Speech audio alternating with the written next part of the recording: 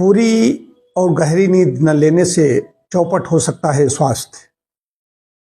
बात मैं नींद की कर रहा हूं। नींद किसी भी दवा से कम नहीं है, उत्कृष्ट औषधि है। जब भी कोई रोग हो जाता है तो ऐसी भी दवाएं दी जाती हैं, इससे व्यक्ति सोता रहता है।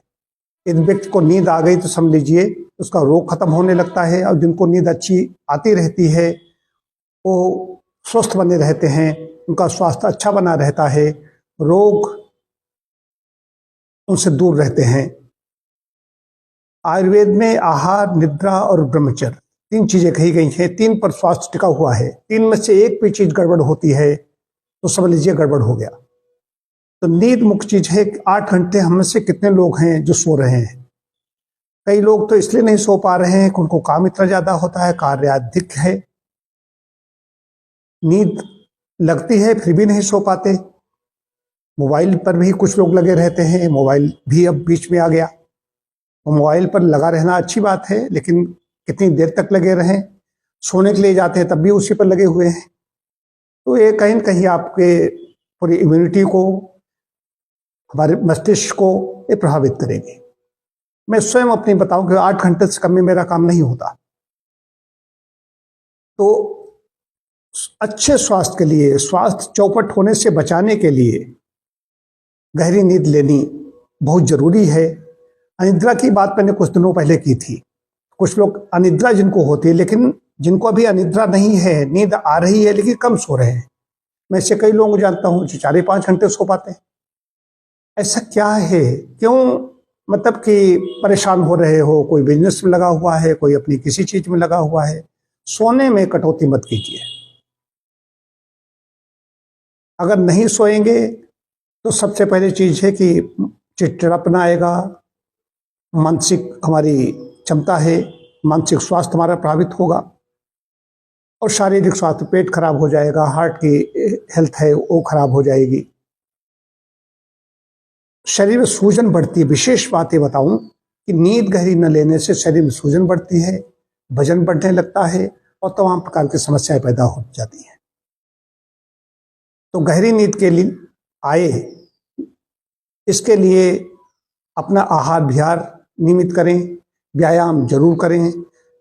जिनको गहरी नींद नहीं आती है, लेटे रहते हैं। कई लोग चाहते हैं कि हमें नींद आए, लेटे तो रहेंगे लेकिन नींद नहीं आ रही, तो फिजिकल कुछ एक्टिविटी उनको करनी चाहिए दिन में। मन का भी इससे संबंध है। पता चला लेटने के लिए जाते हैं तभी वो कोई चिंता का बोझ लेकर के लेटने के लिए जाते हैं, कोई विषय उठा लेते हैं, पारिवारिक, सामाजिक, उस समय सब भूल जाइए। मच्छरदानी लगा करके सोइए, और ये समझ लीजिए हमारी ये बिस्तर पर ही हम, बेड है हमारा, यही इसके मच्छरदानी के अंदर ही हमारी दुनिया है। हमें बाहर कहीं किसी से कोई मतलब नहीं। अच्छी नींद आएगी।